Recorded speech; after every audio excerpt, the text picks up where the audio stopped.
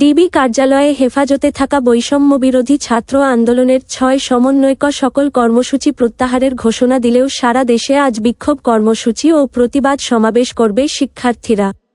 তারা দাবি আদায় না হওয়া পর্যন্ত আন্দোলন চলবে বলে উল্লেখ করেছেন। রবিবার রাতে বৈষম্যবিরোধী ছাত্র আন্দোলনের সমন্বয়ক আব্দুল কাদেরের গণমাধ্যমে পাঠানো বার্তায় এ কর্মসূচির কথা জানান। বিবৃতিতে বলা হয়, সরকারের নিরাপত্তা বাহিনীর গুলিতে ও ছাত্রলীগের আক্রমণে নিহত শত শত শহীদের আত্মত্যাগ তিরস্কার করে ডিবি কার্যালয়ে বন্দুকের নলের মুখে জিম্মি করে সমন্বয়কদের মাধ্যমে জোরপূর্বক স্ক্রিপ্টেড বিবৃতি আদায়ের তীব্র নিন্দা ও প্রতিবাদ জানাই। আমাদের দাবি আদায়ে আমরা অবিচল ছিলাম, রয়েছি এবং থাকব। প্রিয় দেশবাসী ও ছাত্র সমাজ, বিগত কয়েকদিন যাবৎ গণহত্যা, গণগ্রেপ্তারের পর সরকার এখন এক নতুন নাটকের সৃষ্টি করেছে। বৈষম্যবিরোধী ছাত্র আন্দোলনের সমন্বয়কদের তুলে নিয়ে ডিবি কার্যালয়ে জিম্মি করে অস্ত্রের মুখে স্ক্রিপ্টেড বিবৃতি দিয়ে ছাত্র সমাজের দাবিগুলোর প্রতি সরকার চরম ধৃষ্টতা প্রদর্শন করেছে। বিবৃতিতে আরও বলা হয়েছে, শুধু তাই নয়, সারা দেশে রাষ্ট্রীয় বাহিনী ও ছাত্রলীগ সন্ত্রাসীদের হাতে নিহত শহীদদের পরিবারকে হুমকি ধমকি ও ভয়ভীতি দেখিয়ে আর্মড ফোর্সকে ব্যবহার করে ঢাকায় এনে সরকার তাদের থেকে মিথ্যা জবানবন্দি নেওয়া ও সমস্ত দায় আন্দোলনকারীদের ওপর চাপিয়ে শহীদের রক্তের সঙ্গে তামাশা করেছে। আমরা দ্ব্যর্থহীন ভাষায় বলতে ভাই, জীবনের শেষ নিঃশ্বাস পর্যন্ত ছাত্র সমাজ শহীদের রক্তের সঙ্গে বেইমানি করতে পারে না। বার্তায় আরও বলা হয়, দেশে কোটা সংস্কার আন্দোলনকে কেন্দ্র করে সরকার সাধারণ শিক্ষার্থীদের ওপর নির্যাতনের স্ট্রিম রোলার চালিয়ে যাচ্ছে। ব্যাপক হত্যাযজ্ঞের পর সরকার সারা দেশে রেইড করে গণগ্রেপ্তার করেছে। হাজার হাজার মামলা ও গ্রেপ্তার করা হচ্ছে। জানালার পাশে পড়ার সময় কোমলমতি শিশু সামিরকে হেলিকপ্টার থেকে গুলি করে হত্যা করা হয়েছে। প্রাইভেট বিশ্ববিদ্যালয়ের শিক্ষার্থীদের ওপর স্মরণকালের সবচেয়ে বড় বর্বরচিত হামলা চালানো হয়েছে। এমনকি স্কুল ও কলেজের কোমলমতি শিক্ষার্থীদের ওপর ন্যাক্কারজনক হামলা চালিয়ে অসংখ্য শিক্ষার্থীকে আহত ও শহীদ করা হয়েছে। এই অবস্থায় আমরা কঠোর ভাষায় বলতে চাই, আমাদের দাবি আদায় না হওয়ার পূর্ব পর্যন্ত ছাত্র সমাজের আন্দোলন চলবে। বিবৃতিতে আজ সোমবার সারা দেশে ছাত্র জনতার এই বিক্ষোভ কর্মসূচি এবং প্রতিবাদ সমাবেশে একাত্মতা ঘোষণা করতে দেশের সকল নাগরিককে অনুরোধ করা হয়। এর আগে ৬ সমন্বয়কের পক্ষে রেকর্ড করা এক ভিডিও বার্তায় রবিবার লিখিত বক্তব্য পড়ে কর্মসূচি প্রত্যাহারের কথা জানান বৈষম্যবিরোধী ছাত্র আন্দোলনের অন্যতম সমন্বয়ক নাহিদ ইসলাম। লিখিত বক্তব্যে নাহিদ ছাড়াও সার্জিস আলম, হাসনাত আবদুল্লাহ, আবু বাকের মজুমদার, আসিফ মাহমুদ, নুসরাত তাবাসসুমের সই ছিল।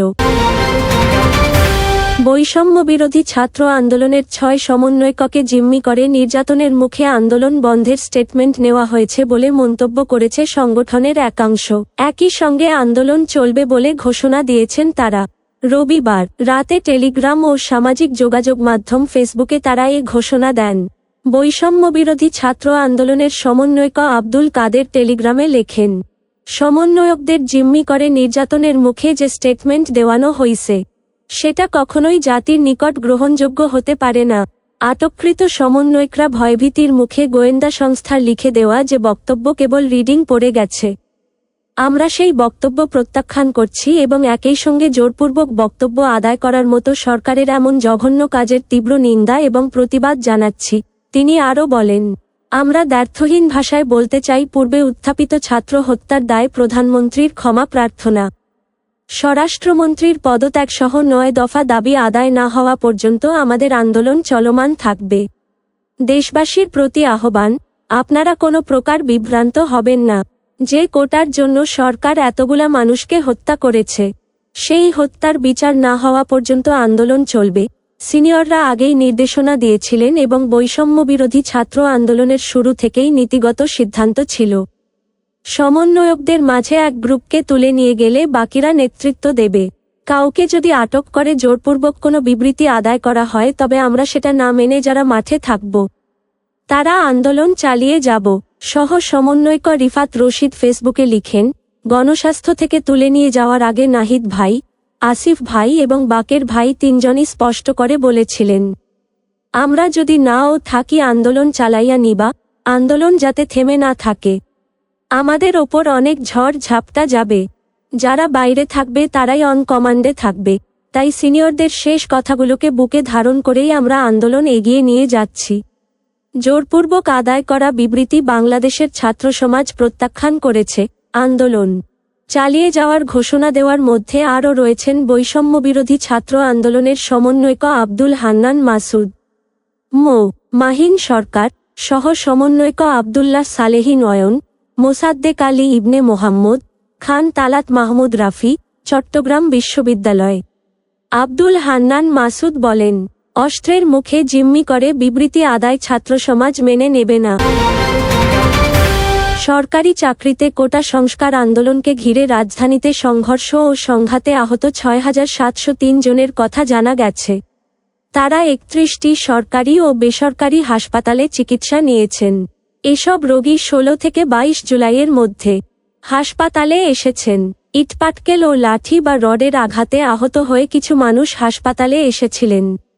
তবে বেশি মানুষ হাসপাতালে এসেছেন ছররা গুলি, রাবার বুলেট বা বুলেট বিদ্ধ হয়ে। আবার কেউ কেউ এসেছেন কাঁদানে গ্যাসের কারণে অসুস্থ হয়ে। সাউন্ড গ্রেনেডেও মানুষ আহত হয়েছেন। রাজধানীতে সংঘর্ষ সংঘাত শুধু ঢাকা বিশ্ববিদ্যালয় ও এর আশপাশের এলাকায় সীমাবদ্ধ ছিল না। বেশি সংঘর্ষ হয়েছে উত্তরা, বাড্ডা, রামপুরা, মিরপুর, যাত্রাবাড়ি, শনির আখড়া, মোহাম্মদপুর, বছিলা, ধানমন্ডি এলাকায়। আহত ব্যক্তিরা এসব এলাকার কাছের হাসপাতালে প্রথমে চিকিৎসা নিয়েছেন বলে ধারণা করা যায়। কোটা সংস্কার আন্দোলনকে কেন্দ্র করে রাজধানীসহ দেশের বিভিন্ন স্থানে সংঘর্ষ, হামলা ও অগ্নিসংযোগের ঘটনায় করা মামলায় শিক্ষার্থীদেরও গ্রেপ্তার করা হচ্ছে। গতকাল রোববার পর্যন্ত ১২ দিনে ১৬-২৮ জুলাই ঢাকাসহ ১৮টি জেলায় কমপক্ষে ২৫৩ শিক্ষার্থীকে গ্রেপ্তারের তথ্য পাওয়া গেছে। এর মধ্যে উচ্চ মাধ্যমিক পর্যায়ের শিক্ষার্থীও আছে। সংশ্লিষ্ট মহানগর, জেলা ও থানার পুলিশ, কারা কর্তৃপক্ষ ও গ্রেপ্তার হওয়া শিক্ষার্থীদের পরিবারের সঙ্গে কথা বলে বিষয়টি জানা গেছে। তবে পুলিশের দাবি, সহিংসতা ঘটনায় জড়িত প্রকৃত আসামিদেরই কেবল গ্রেপ্তার করা হচ্ছে। সহিংস বিভিন্ন ঘটনার ভিডিও ফুটেজ দেখে অভিযুক্ত ব্যক্তিদের গ্রেপ্তার করা হচ্ছে। আদালত সংশ্লিষ্ট সূত্র জানায়, রাজধানীর বিভিন্ন এলাকা, মহানগর থেকে ১৬ শিক্ষার্থীকে গ্রেপ্তার করে আদালতের মাধ্যমে কারাগারে পাঠানো হয়েছে। এই হিসাব গতকাল বিকেল পর্যন্ত। এর বাইরে চট্টগ্রামে ১২৬ জন, কুষ্টিয়ায় ২০, সিলেটে ১৬, বগুড়ায় ৮, মাদারীপুরে ১৫, রাজশাহীতে ১০, মাগুরায় ৬, সাতক্ষীরায় ৫, মৌলভীবাজারে ২, জামালপুরে ৪, ঢাকা জেলায়, মহানগরের বাইরে ৬, নওগাঁয় ৪, জয়পুরহাটে ৪, নীলফামারীতে ৩, সুনামগঞ্জে ২, ফরিদপুরে ৩, চুয়াডাঙ্গায় ১ ও নারায়ণগঞ্জে ২ শিক্ষার্থীকে গ্রেপ্তারের বিষয়টি নিশ্চিত হওয়া গেছে। গ্রেপ্তার করা শিক্ষার্থীদের মধ্যে ৯ জন ছাত্র শিবিরের এবং ৮ জন ছাত্রদলের নেতা কর্মী বলে বিভিন্ন সূত্রে জানা গেছে।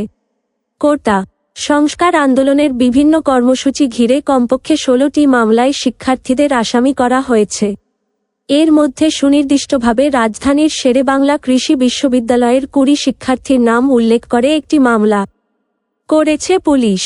আরেকটি মামলায় আসামিদের তালিকায় রাজশাহী বিশ্ববিদ্যালয়ের ১৫ শিক্ষার্থীর নাম এবং তারা কে কোন বিভাগে পড়েন সেটি উল্লেখ করা হয়েছে। এছাড়া রাজধানীর রূপনগর থানায় পৃথক ২টি মামলায় বেসরকারি বিশ্ববিদ্যালয় বিইউবিটির Bangladesh university of business and technology অজ্ঞাতনামা শিক্ষার্থীসহ ১,০০০ থেকে ১,৫০০ জনকে আসামি করা হয়েছে। ঢাকার আশুলিয়া থানায় আরেকটি মামলায় জাহাঙ্গীরনগর বিশ্ববিদ্যালয়ের অজ্ঞাতনামা ছাত্রছাত্রীদের আসামি করা হয়েছে। এর বাইরে কোটা সংস্কার আন্দোলনের সময় ঢাকা বিশ্ববিদ্যালয় কেন্দ্রিক শিক্ষার্থীদের বিভিন্ন কর্মসূচিকে ঘিরে রাজধানীর শাহবাগ থানায় ১২-২১ জুলাইয়ের মধ্যে ১১টি মামলা হয়েছে। এসব মামলায় অজ্ঞাতনামা আন্দোলনকারীদের আসামি করা হয়েছে। কোটা সংস্কার আন্দোলন ও চলমান কারফিউ পরিস্থিতির মধ্যেই প্রায় ১ মাস পর বসতে যাচ্ছে মন্ত্রিসভার বৈঠক।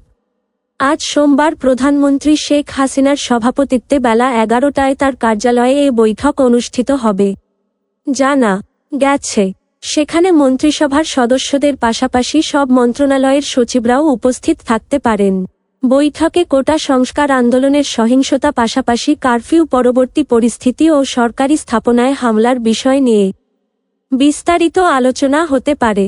প্রতিটি মন্ত্রণালয় ও বিভাগের এবং তাদের অধীনস্থ দপ্তর ও সংস্থার কী পরিমাণ ক্ষয়ক্ষতি হয়েছে সেসবের পরিসংখ্যানও চাওয়া হতে পারে আজকের বৈঠকে।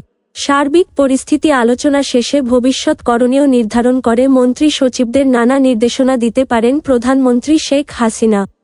এছাড়া বৈঠকে মন্ত্রিসভা বৈঠকে গৃহীত সিদ্ধান্ত বাস্তবায়নের বিষয়ে ২০২৪ সালের দ্বিতীয় ত্রৈমাসিক এপ্রিল-জুন প্রতিবেদন অনুমোদনের জন্য উপস্থাপন করা হতে পারে। সর্বশেষ মন্ত্রিসভার বৈঠক ১ জুলাই অনুষ্ঠিত হয়। সেই হিসাবে ২৮ দিন পর আজ ফের মন্ত্রিসভার বৈঠক অনুষ্ঠিত হতে যাচ্ছে।